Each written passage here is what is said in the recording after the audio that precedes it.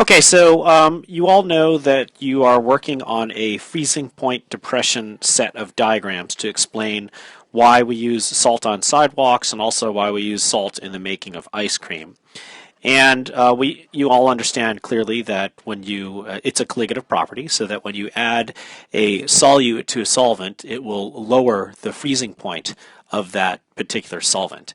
So now what we're going to do is figure out how to approach word problems that take freezing point into freezing point depression, jeez, into account.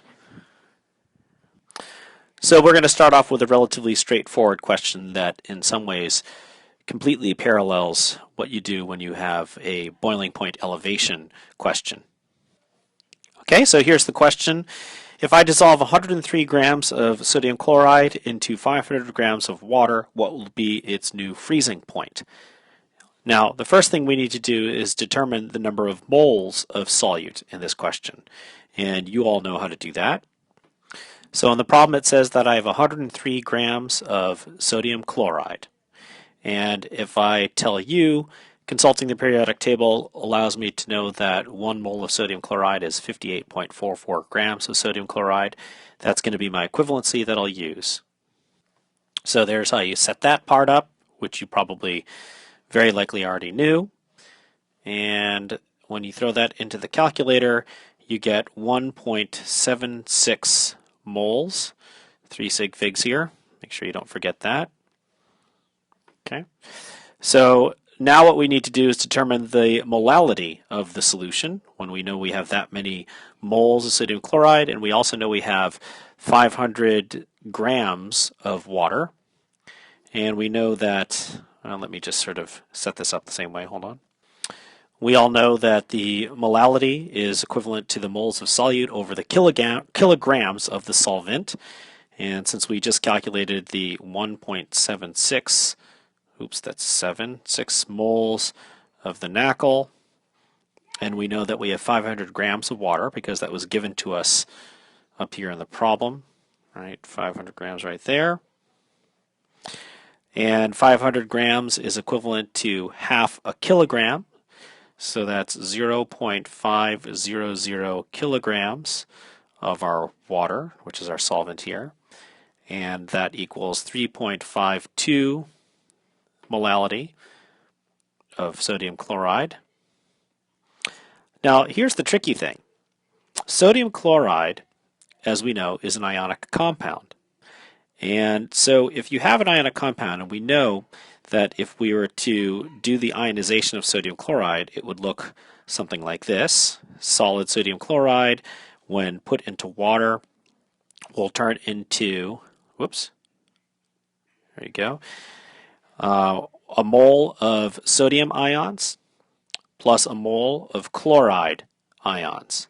Now this is really vital because if the molality appears to be, is calculated to be 3.52 molal of NaCl, the reality is we need to determine the molality with respect to the number of particles, not just the solid sodium chloride. And the number of particles, we have 1 mole of sodium ions for every 1 mole of sodium chloride over here. We have 1 mole of sodium ions and 1 mole of chloride ions. But if we have a situation where we know that we have 3.52 moles of sodium chloride to start with, then in reality we don't just have 3.52 moles of ions, we have twice that number of ions. So we have to multiply that 3.52 times 2. Again, this is because you have 1 mole of sodium chloride, 1 mole of 1 mole of chloride, or 2 moles of ions that came from 1 mole of sodium chloride originally. So that means that the apparent concentration here is going to equal 7.04 molal. That's a really important thing that you understand what we just did there. Now, it didn't make a difference before when we were talking about the boiling point. if you may recall, because I think, if I'm not mistaken, hold on, let me take a quick look. Yeah, I just confirmed it. So the reason why it didn't make a difference when we were doing the boiling point is that I deliberately chose something that was a molecule. In that case, it was iodine. And so the iodine didn't break up, meaning that if you had, 6 moles of iodine that you dissolved into the whatever it was, I think it was carbon tetrachloride, it would still be 6 moles of iodine that would exist once it dissolved in. Obviously, that's not the case here because we're dealing with sodium chloride, which does ionize. All right, so let's not forget that we have this very important 7.04 molal apparent concentration. Okay, so that's the apparent concentration, which is different from the actual concentration because the actual concentration is still 3.52 m. All right, so what do we do with this? We are going to head up to this nice blank space up here.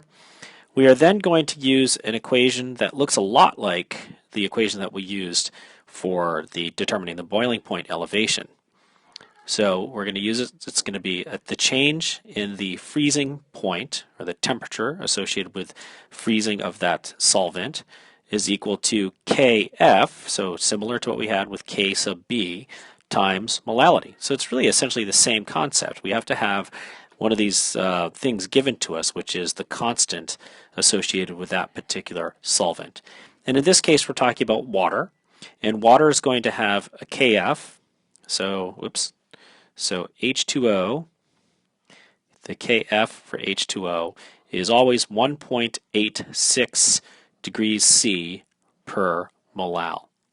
I'll probably give that to you on quizzes and tests, but we're also going to use it often enough that you'll probably remember it. So if that's the case, and we're going to try to figure out what the delta TF is, that's the whole point of this question, we're going to take that 1.86 degrees C per molal, and we're going to multiply that by the molality that we just calculated, which was the apparent molality, 7.04.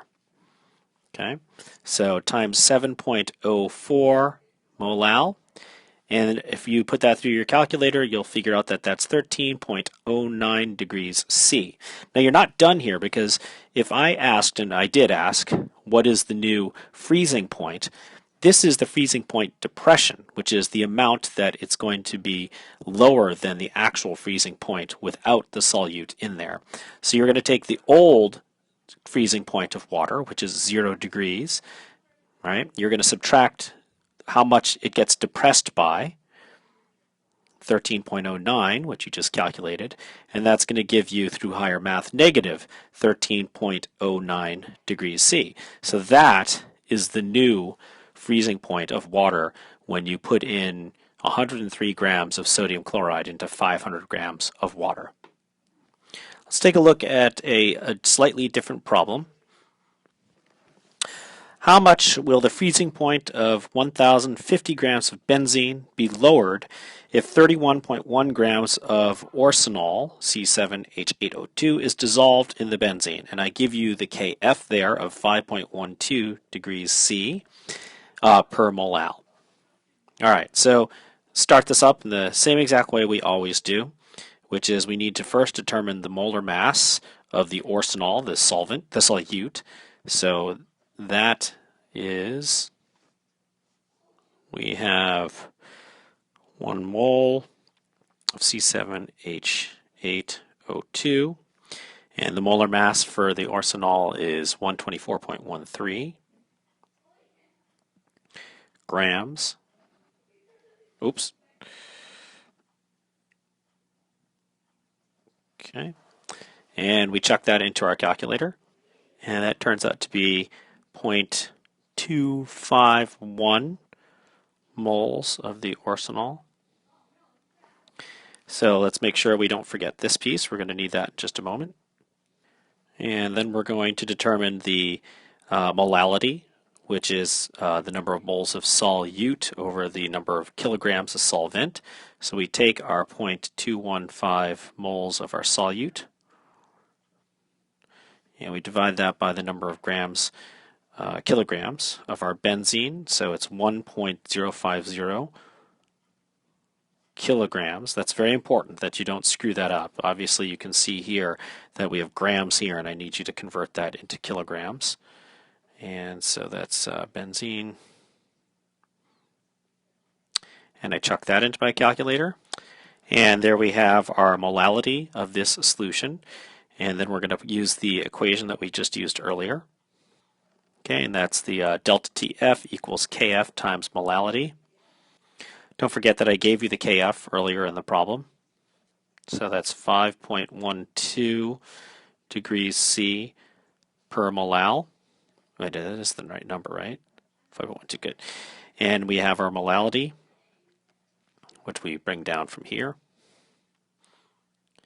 And when you chuck that into your calculator, and I get for this 1.22 degrees C, and that is how much that. Now this straight out answers the question because I didn't give you what the freezing point for benzene is. I just asked you to tell me how much the freezing point drops. And so it's going to drop by 1.22 degrees C. Now, what's very important for you to catch on to here is that the orsanol is a molecular compound, so that when it dissolves, it doesn't ionize. So you don't have to worry about the actual versus the apparent concentration that exists here. That's something you got to make sure you are alert to, because in some cases you don't need to double it or triple it or whatever the number of ions are produced, because it's a molecular compound that is dissolving. Okay, so here's the question. Perilene, C20H12, is a constituent of coal tar.